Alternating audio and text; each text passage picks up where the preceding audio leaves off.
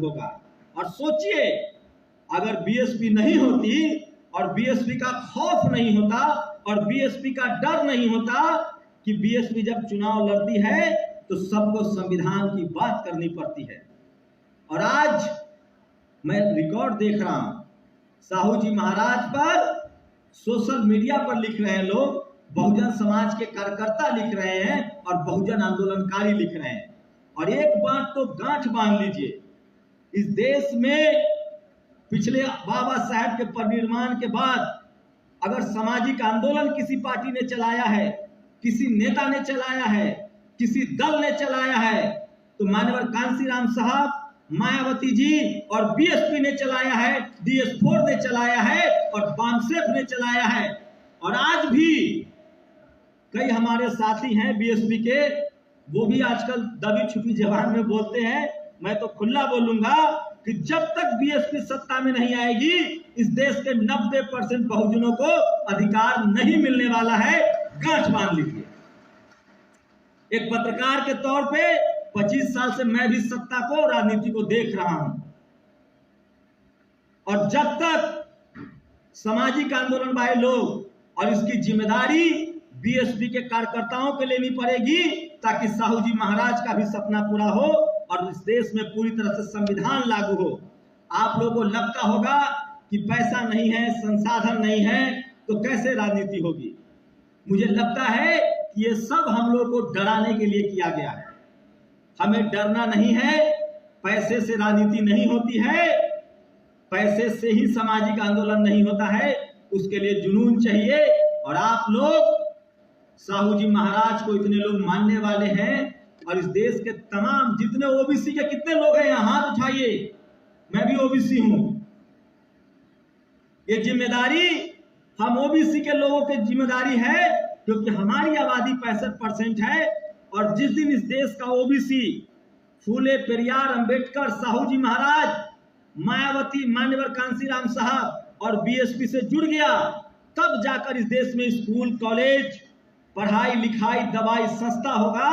नहीं तो संविधान के नाम पर जो लोग आज संसद में आए हैं वो क्या क्या बोल रहे हैं, किसी से छुपा हुआ नहीं है। इसलिए साहू जी महाराज अब नहीं आएंगे, बाबा साहब नहीं आएंगे। अब इसी में से किसी साहू जी महाराज को चुनना पड़ेगा या बनना पड़ेगा, और हम सबको बाबा साहब के विचारों को आगे लेकर चलना पड़ेगा। और बिना झिझक, बिना लाज शर्म के, बिना किसी की बात को सुने हुए रोज एक एक आदमी को जोड़ना पड़ेगा। और तमाम SC ST OBC के लोग, अल्पसंख्यक समाज के लोग और जो गरीब लोग हैं उनको बताना पड़ेगा कि संविधान के नाम पर आज आपका अधिकार छीना जा रहा है। गरीब अब पढ़ नहीं सकता है, शिक्षा के बजट में 7% कटौती हुई है। आपको MP मेंबर ऑफ पार्लियामेंट जो है हमारे राज्यसभा सांसद वो बताएंगे, वो कल भाषण देकर भी आए हैं संसद में कि शिक्षा सबको एक बराबर कर दिया जाए। बहुत बुरी स्थिति है। और इस देश में आज भी मैं कह रहा हूं, इस देश में बहाना है कि बीजेपी सत्ता में है, सत्ता में आज भी कांग्रेस और उसी के भाई बंधु बैठे हुए हैं जो 60 साल से सत्ता में कर रहे थे। 130 से ज्यादा सांसद कांग्रेस का बीजेपी में गया हुआ है। तमाम ये जो दल हैं, इनके लोग कल इस पार्टी में, कल उस पार्टी में, परसों उस पार्टी में जाते हैं। बीएसपी का कोई इक्का दुक्का अवसरवादी होता होगा जो पार्टी बदलता है। बीएसपी के लोग जो आते हैं वो अपना जीवन पार्टी को देते हैं, सामाजिक आंदोलन को देते हैं। और मैं फिर कह रहा हूं, जब इतिहास लिखा जाएगा तो सबसे ज्यादा 24 कैरेट गोल्ड संविधान पार्टी बीएसपी होगी और आपको फख्र होगा।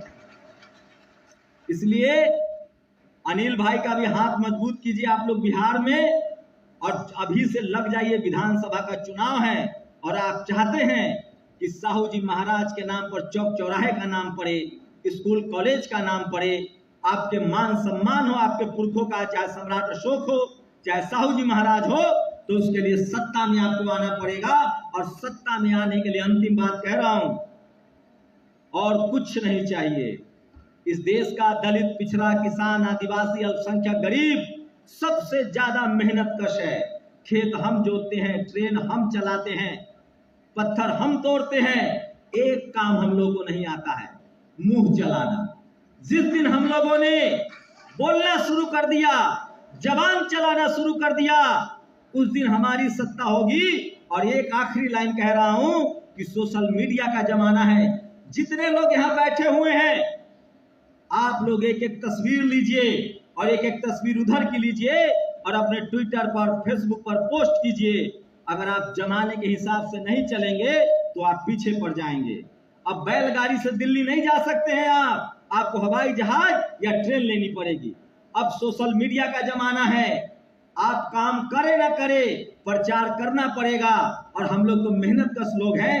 अगर चाहते हैं कि आज कल जिस तरह से वीरांगना फूलन देवी की जो शहादत दिवस है वो ट्विटर पर ट्रेंड कर रहा था, तो फूलन आज साहू जी महाराज के फोटो को सब लोग शेयर कीजिए ताकि दुनिया को पता चले और पूरा देश को पता चले कि बिहार में बीएसपी का झंडा बुलंद हो रहा है और तमाम बहुजन महापुरुषों का सम्मान का जिम्मा बीएसपी ने उठाया है। और बिहार में बीएसपी को भी मजबूत कीजिए, समाज को मजबूत कीजिए, महापुरुषों का सम्मान अपने आप मिलेगा। ये लंबी लड़ाई है, लेकिन इतना ही करना है आपको कि रोज सुबह शाम परिवार भी चलाना है, घर भी चलाना है, और 1 घंटा सुबह और 1 घंटा शाम जवान भी चलाना है। और सबके सामने बीएसपी बहुजन महापुरुषों की बात को आपको कहना है, बोलना है। और अब तो सोशल मीडिया प्लेटफॉर्म है, अगर आप उस पर नहीं बोलेंगे, नहीं लिखेंगे, तो हमारे हक अधिकार नहीं मिलेंगे। आप लोग मेरी बातों से सहमत हैं तो एक बार जोर से बोलिए, साहू जी महाराज अमर रहे, साहू जी महाराज अमर रहे, बाबा साहेब अमर रहे। जय भीम।